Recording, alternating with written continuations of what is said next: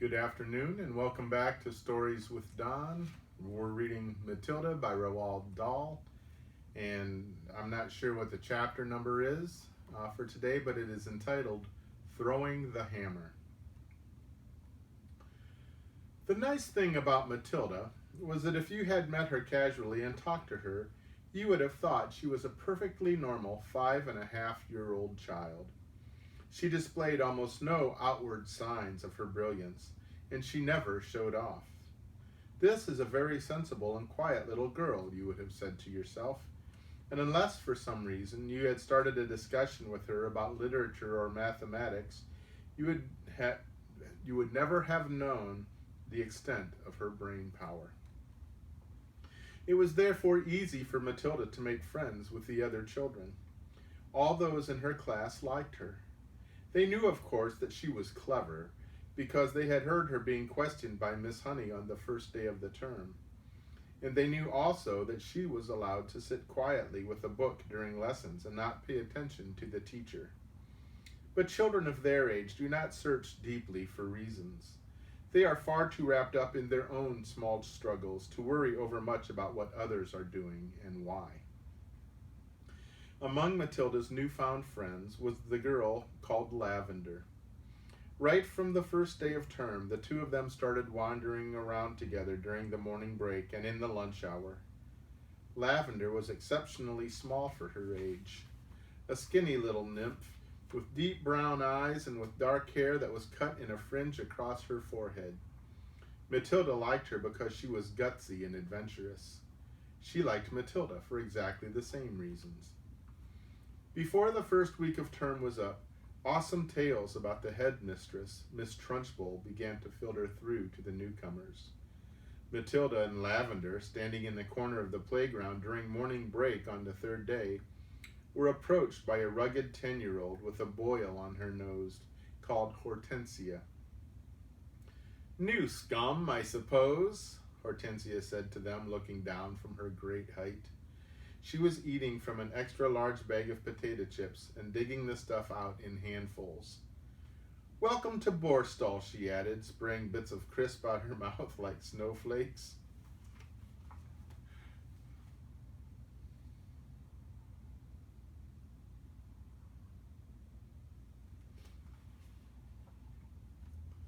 The tiny ones, confronted by this giant, kept a watchful silence. "Have you met the Trunchbull yet?" Hortensia asked. "We've seen her at prayers," Lavender said, "but we haven't met her." "You've got a treat coming to you," Hortensia said. "She hates very small children. She therefore loathes the bottom class and everyone in it. She thinks 5-year-olds are grubs that haven't yet hatched out." In went another fistful of crisp, and when she spoke again, out sprayed the crumbs. "If you survive your first year, you may just manage to live through the rest of your time here. But many don't survive. They get carried out on stretchers, screaming. I've seen it often." Hortensia paused to observe the effects these remarks were having on the two titchy ones. Not very much. They seemed pretty cool, so the large one decided to regale them with further information. "I suppose you know the Trunchbull has a lock-up cupboard in her private quarters called the Chokey. Have you heard about the Chokey?" Matilda and Lavender shook their heads and continued to gaze up at the giant. Being very small, they were inclined to trust any creatures that was larger than they were, especially senior girls. "The Chokey," Hortensia went on, "is a very tall but narrow cupboard. The floor is only 10 inches square, so you can't sit down or squat in it. You have to stand. And 3 of the walls are made of cement, with bits of broken glass sticking out all over, so you can't lean against them. You have to stand more or less at attention all the time when you get locked up in there. It's terrible." "Can't you lean against the door?" Matilda said.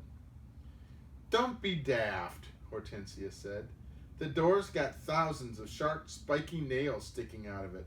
They've been hammered through from the outside, probably by the Trunchbull herself." "Have you ever been in there?" Lavender asked.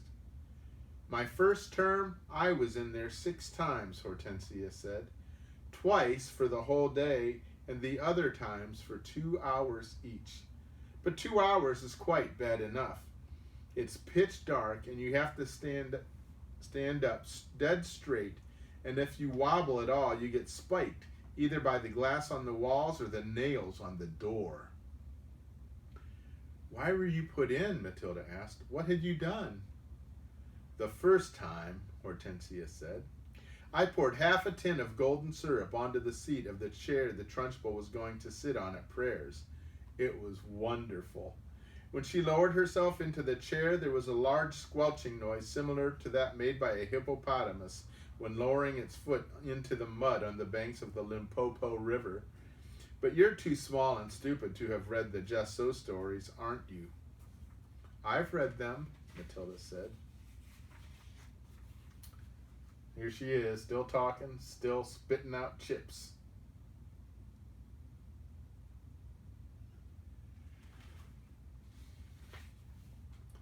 You're a liar, Hortensia said amiably. You can't even read yet.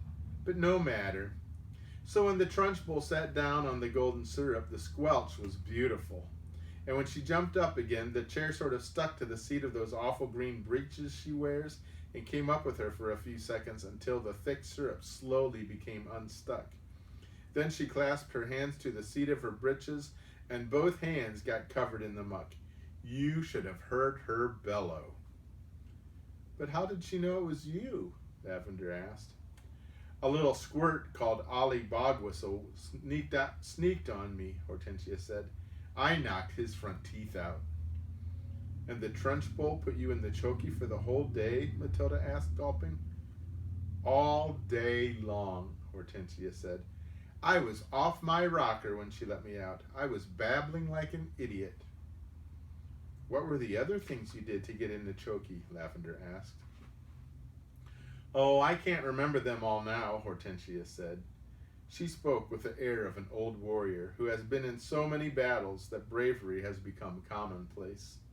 It's all so long ago, she added, stuffing more crisps into her mouth. Ah, yes, I can remember one. Here's what happened. I chose a time when I knew the Trunchbull was out of the way, teaching the sixth formers, and I put up my hand and asked to go to the bogs. But instead of going there, I sneaked into the Trunchbull's room. After a speedy search, I found the drawer where she kept all her gym knickers. Go on, Matilda said, spellbound. What happened next? I had sent away by post, you see, for this very powerful itching powder, Hortensia said. It cost 50 pence a packet, and it was called the Skin Scorcher. The label said it was made from the powdered teeth of deadly snakes, and it was guaranteed to raise welts the size of walnuts on your skin. So I sprinkled this stuff inside every pair of knickers in the drawer, and then folded them all up again carefully. Hortensia paused to cram more crisps into her mouth. Did it work? Lavender asked. Oops.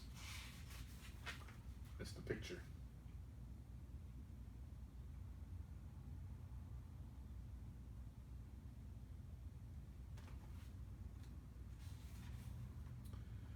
Well, Hortensia said, a few days later during prayers, the Trunchbull suddenly started scratching herself like mad down below. Aha, I said to myself, here we go. She's changed for Jim already.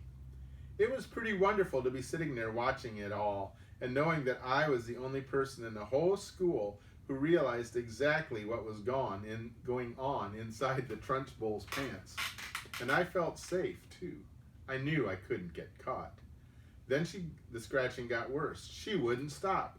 She must have thought she had a wasp nest down there. And then, right in the middle of the Lord's Prayer, she leapt up and grabbed her bottom and rushed out of the room. Both Matilda and Lavender were enthralled. It was quite clear to them that they were at this moment standing in the presence of a master. Here was somebody who had brought the art of skullduggery to the highest point of perfection. Somebody, moreover, who was willing to risk life and limb in the pursuit of her calling. They gazed at wonder at this goddess, and suddenly even the boil on her nose was no longer a blemish, but a badge of courage. "But how did she catch you that time?" Lavender asked, breathless with wonder. "She didn't," Hortensia said, "but I got a day in the chokey just the same." "Why?" they both asked. "The Trunchbull," Hortensia said, "has a nasty habit of guessing. When she doesn't know who the culprit is, she makes a guess at it, and the trouble is she's often right.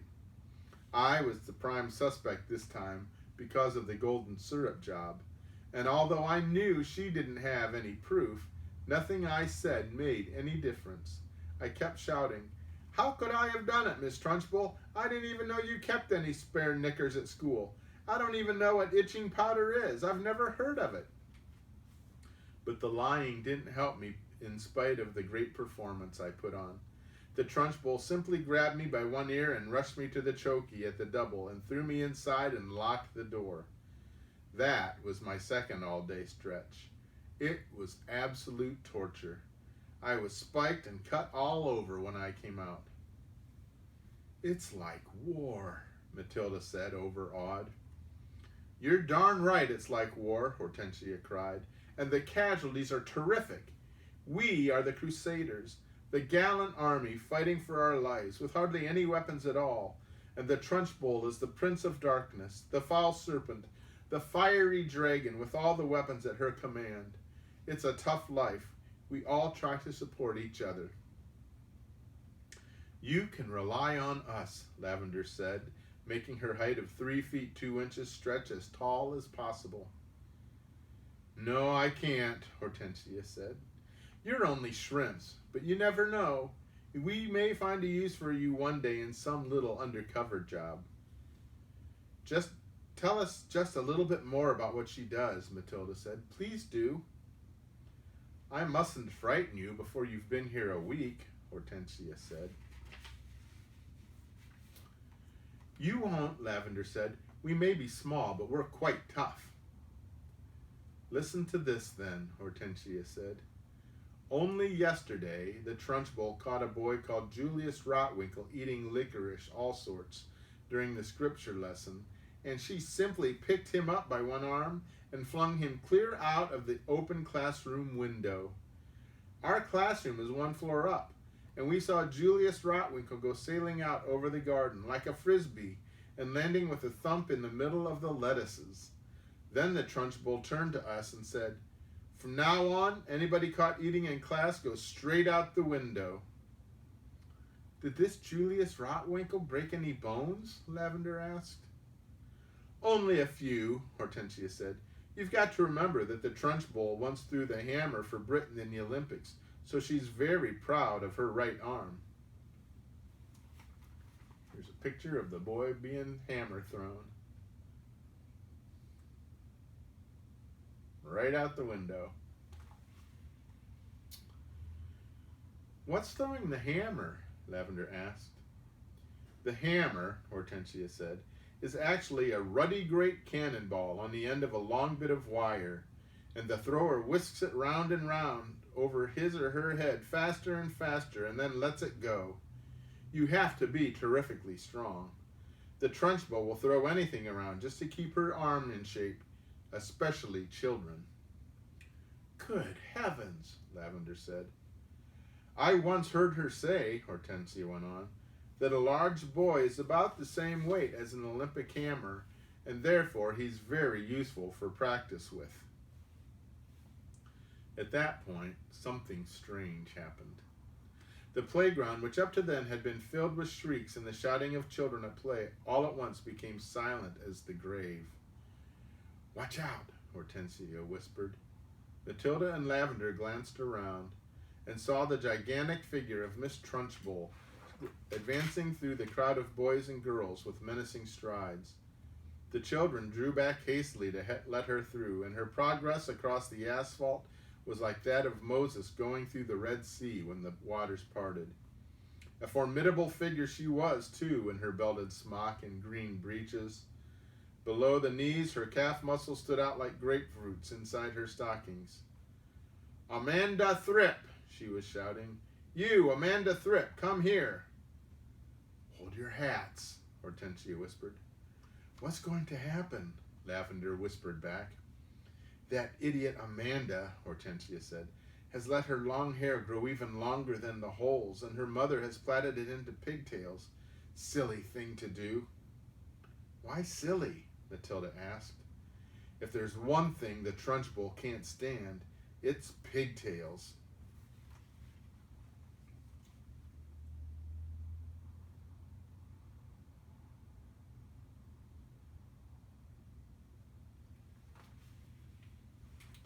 Matilda and Lavender saw the giant in green breeches advancing upon a girl of about 10 who had a pair of plated golden pigtails hanging over her shoulders. Each pigtail had a blue satin bow at the end of it, and it all looked very pretty. The girl wearing the pigtails, Amanda Thrip, stood quite still watching the advancing giant, and the expression on her face was one that you might find on the face of a person who is trapped in a small field with an enraged bull which is charging flat out towards her. The girl was glued to the spot, terror-struck, pop-eyed, quivering, knowing for certain that the day of judgment had come for her at last. Miss Trunchbull had now reached the victim and stood towering over her. I want those filthy pigtails off before you come back to school tomorrow, she barked.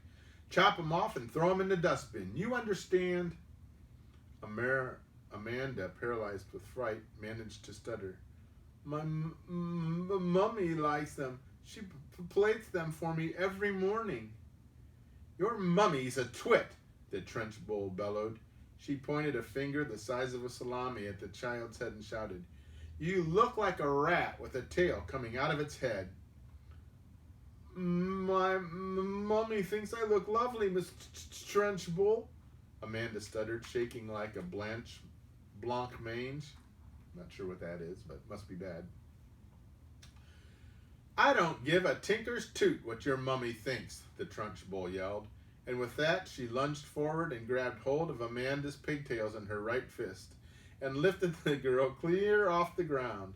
Then she started swinging her around and round her head, faster and faster, and Amanda was screaming blue murder, and the Trunchbull was yelling, I'll give you pigtails, you little rat.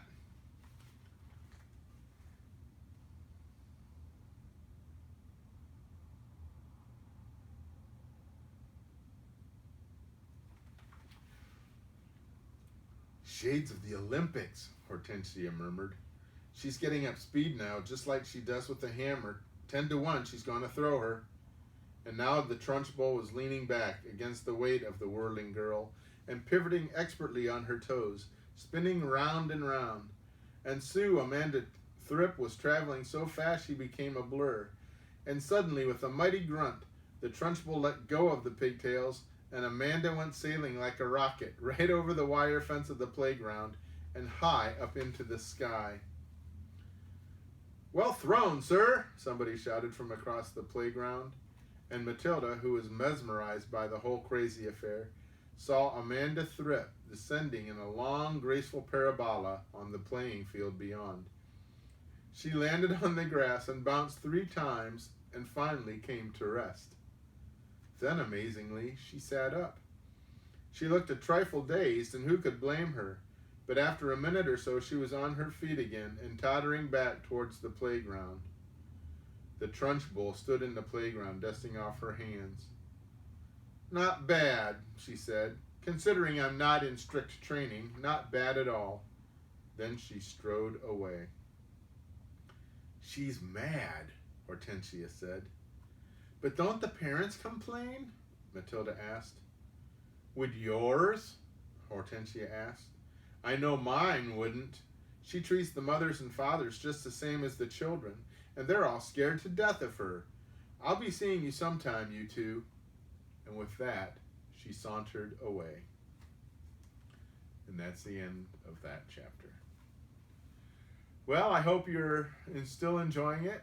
I hope you're having a lovely day, and I hope that you stay well. May God bless. Goodbye.